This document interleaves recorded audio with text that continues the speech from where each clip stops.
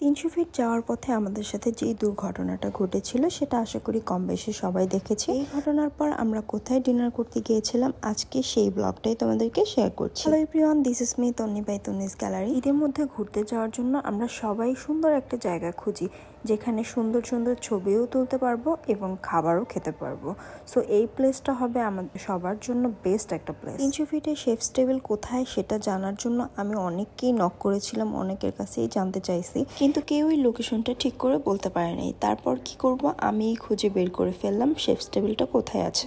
জায়গাটা এত বেশি সুন্দর আর অ্যাস্থেটিক, ছবি তোলার জন্য একদম পারফেক্ট একটা জায়গা এটা হবে। ছবিটা অনেক ঘোরাঘুরি করার পর আমরা এখানে এসেছিলাম আর আমাদের অনেক গরম লাগতেছিল, যার কারণে খুব বেশি একটা ছবি তুলতে পারিনি। আর আমার জামাই আমাকে তুলেই দিচ্ছিল না, দেন এই জোর করে এই ভিডিওটা করলাম। এরপর আমরা কোন রেস্টুরেন্টে খাবো সেটা খুঁজছিলাম, আর এখানে এত ব্র্যান্ডেড সব রেস্টুরেন্ট ছিল আমি একদম কনফিউজড হয়ে গেছিলাম যে আমি কোথায় খেতে বসবো। এরপর আর কি জায়গা পাওয়ারও একটা ব্যাপার ছিল, যেখানে জায়গা পেয়েছি ভালো সেখানেই বসে পড়ছি। আর সেখানের পাশে যেই রেস্টুরেন্ট ছিল আমি সেখানেই খাবার নিয়ে ফেলছি। এত বেশি ক্ষুধা লাগছিল যে পাশে যে রেস্টুরেন্টটা ছিল সেখান থেকেই আমি একটা সেট মেনু অর্ডার দিয়েছি, আর অন্য সাইড থেকে আরেকটা হচ্ছে পিৎজা অর্ডার করছিলাম।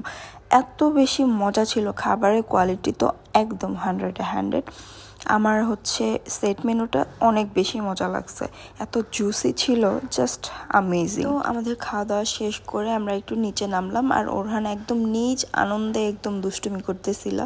তারপরে এই বায়োস্কোপটা দেখলাম, বিশ্বাস করো এত ফালতু জিনিস আমি কখনো দেখি নাই।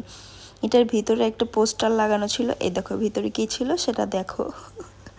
আমি হাসতে হাসতে শেষ। আচ্ছা, আমি কিন্তু জানি না আসলে বায়োস্কোপ আমি কখনো দেখিনি, বায়োস্কোপের ভিতরে কি এইরকম ভাবেতেই জিনিসগুলো থাকে?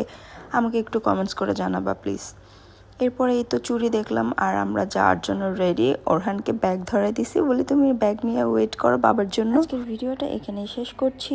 আমার ভিডিও তোমাদের কেমন লাগলো সেটা অবশ্যই কমেন্টস করে জানাবা, আর এরকম সুন্দর সুন্দর জায়গার ইনফরমেশন যদি তোমরা দেখতে চাও অবশ্যই পেজে একটা লাইক করে দিও। And thanks for watching.